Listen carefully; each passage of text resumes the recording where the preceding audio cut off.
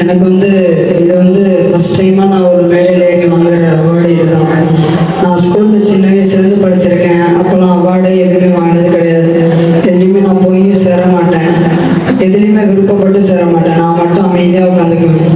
ஆனால் எல்லா பசங்களையுமே போவாங்க. ஏன்னா எனக்கு இருக்கிற திறமை நானே என்னதுன்னே உணராமல் இருந்தேன். ஆனால் உண்மையிலேயே சொல்கிறேன், நான் மாஸ்டருக்கு எனக்கு வந்தேன், எனக்கு பேச தெரியாது உண்மையிலேயே. ஆனால் இங்கே வந்தோடனே பேசுங்க உற்சாக வச்சுட்டாங்க.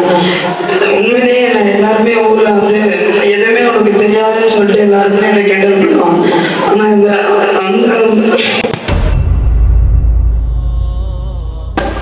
அந்த இடத்துல கூட எங்கள் உற்சாகம் என்ன எல்லா இடத்துலையும் எனக்கு உறுதிப்படுத்தாங்க. இப்போ இந்த அளவுக்கு நான் நிற்கிறது காரணமே எங்கள் உற்சாகம் தான். எந்த ஒரு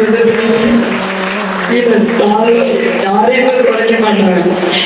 எனக்கான இருக்கிற திறமையில அவங்க வெளிப்படுத்துறாங்களோ இல்லையோ, என்ன எல்லா இடத்துலையும் போய் பேசுங்க பேசுங்கன்னு எல்லா இடத்துலையும் போய் என்ன ஒரு பெரிய வளர்த்து விடுவாங்க.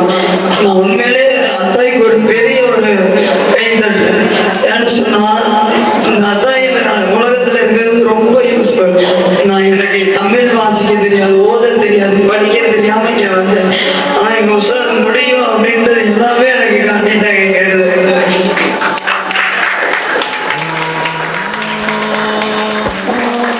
இதுக்கு முன்னாடி எங்க அம்மா மேடையில் ஏறினது கிடையாது, மைக்க பிடிச்சது கிடையாது, பேசினது கிடையாது, நானும் இந்த சர்டிஃபிகேட்லாம் வாங்கினது கிடையாது.